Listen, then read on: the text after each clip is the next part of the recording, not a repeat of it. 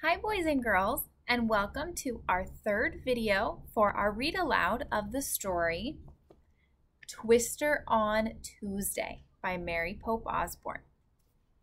So for the beginning of our video, I'd like to do just a quick recap of what we have read already in the first 4 chapters of the book. So far, Jack and Annie are on a new mission and they need to find some special secret writings. So they have traveled back to the plains into the prairie and they're looking for the special writing for something to learn. Now, when we left off, Jack and Annie had just found a schoolhouse that was carved into a small hill, and it only had 3 students in it. It's very small. And they were starting their first day of school. So Jack and Annie joined the class for their first day of school. And now we're going to keep reading and find out what happens next. So we're on chapter 5, and chapter 5 is called Bully. The air outside was strangely still. The dark clouds still hovered in the distance. "Storm's coming," said Will. "We have to eat quickly before it starts to rain," said Kate. She and Will sat down on the grass. Annie and Jack sat beside them. Will opened up a small burlap sack. He took out 4 lumpy objects. They looked like dark rocks. "Hey, there's one for each of us," said Kate. "One what?" said Annie, frowning. "Sweet potatoes," said Will. He gave a potato each to Kate, Annie, and Jack. No thanks," said Jack, trying to give his back. "We don't want to take your lunch." "We have enough. Keep it," said Kate. "What do you do with it?" asked Annie, holding up her potato. Kate laughed. "Just bite," she said, "like this." Kate and Will bit into their cold sweet potatoes as if they were apples. "Cool," said Annie. She took a big bite of her potato too. But Jack just held on to his. He didn't quite feel like eating the cold brown potato. Out of the corner of his eye, he saw Jeb sitting by himself.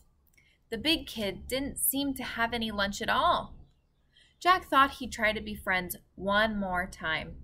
"Hey, Jeb," he called out. "I'm not hungry. You want my sweet potato?"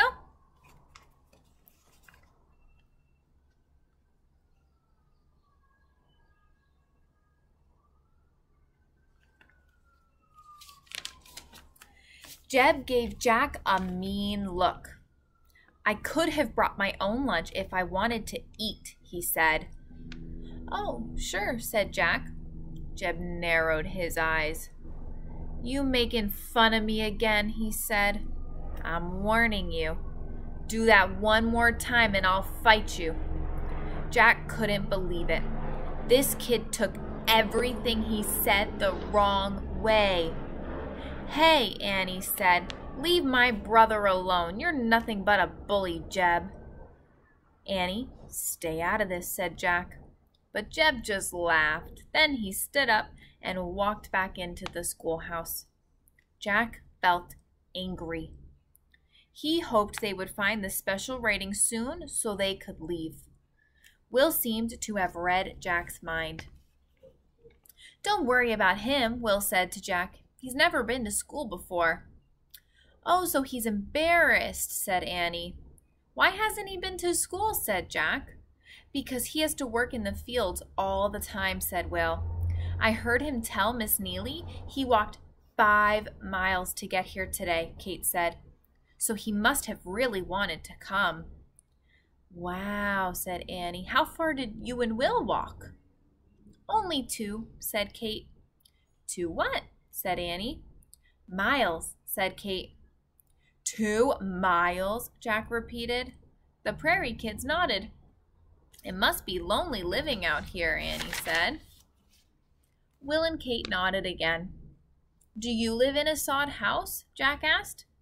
"We used to," said Will, "but it was always dirty, so our pa built us a log cabin."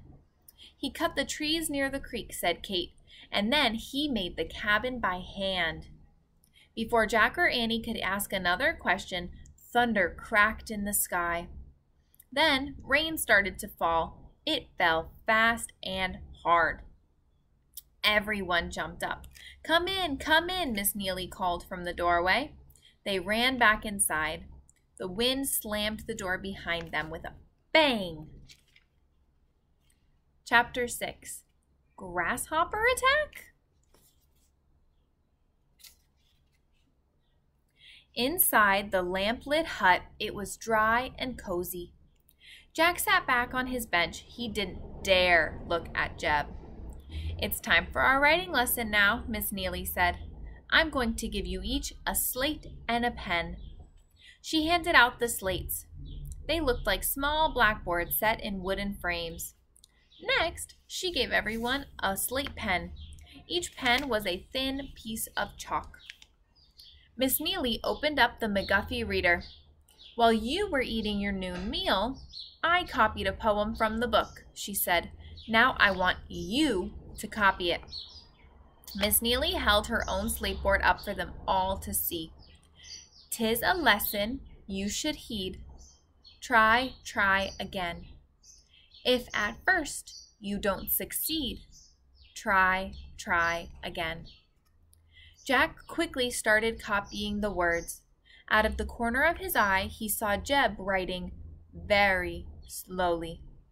It took the older boy a long time just to write the letter T.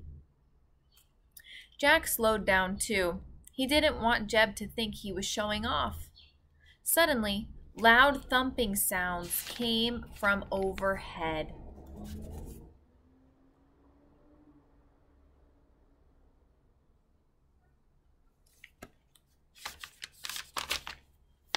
It sounded as if someone were throwing stones against the roof.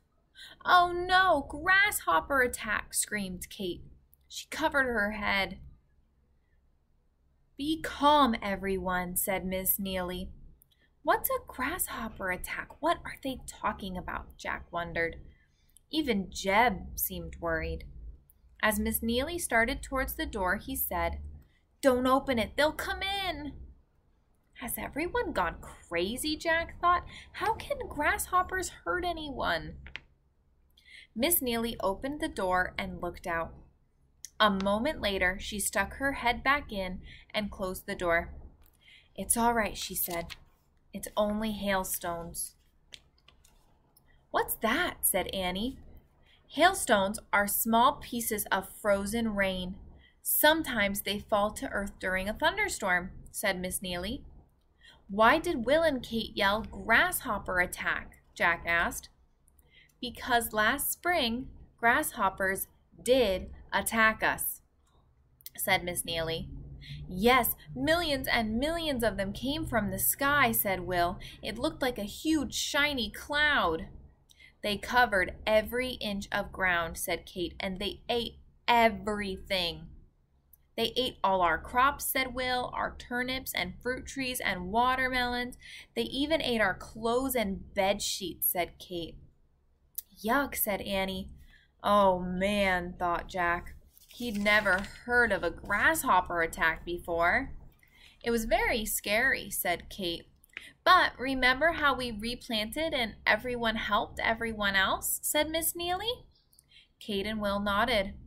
We must try to hold on to those good memories, Miss Neely said gently, and let go of the bad ones. Yes, ma'am, said Kate. Everyone was quiet for a moment. Then the sound of the hailstones died away. Let's go back to our lesson now, said Miss Neely. They all returned to their writing. Even working as slowly as he could, Jack finished first. He showed his copy of the poem to Miss Neely. Good work, Jack, she said. We can all learn from these words, can't we? Yes, ma'am, said Jack. Hey, this is it, Jack, Annie blurted out. Something to learn. Miss Neely looked puzzled, but Jack smiled. He knew what Annie was talking about. They had their special writing.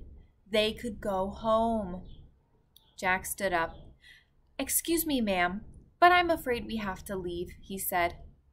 So soon? Said Miss Neely. Yes, we have to go back to our parents, said Annie. May I take my slate with us? Jack asked. Please do, said Miss Neely. Use it on your trip to California to practice your writing. Thanks, said Jack with a big smile. He put the slate in his leather bag. We learned a lot, ma'am. I'm glad you had a chance to come by and come to school, said Miss Neely. Goodbye and good luck. Good luck to you too, said Annie. Bye, Will and Kate called out. Bye, said Jack and Annie. As they went out the door, Jack glanced at Jeb. He felt sorry for the older boy. He tried one last time to be friends. Bye, Jeb, he said, but the boy wouldn't even look at him.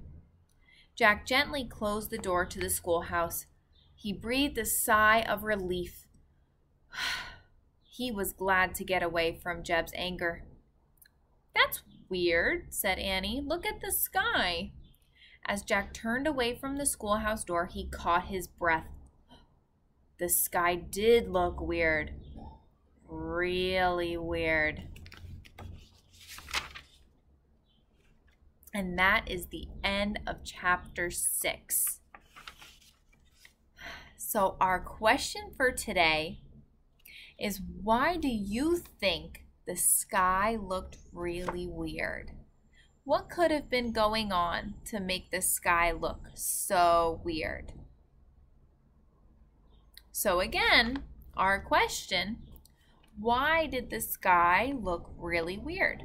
What do you think? What do you think could have caused the sky to get really weird? So that is it for today's Read Aloud. We today read chapters 5 and 6 from Twister on Tuesday by Mary Pope Osborne. I hope you enjoyed the video, and I look forward to seeing you next time while we read chapters 7 and 8, and then the following video where we read chapters 9 and 10 and finish the book. I hope you guys enjoy, and I hope you have a great rest of your day. Bye!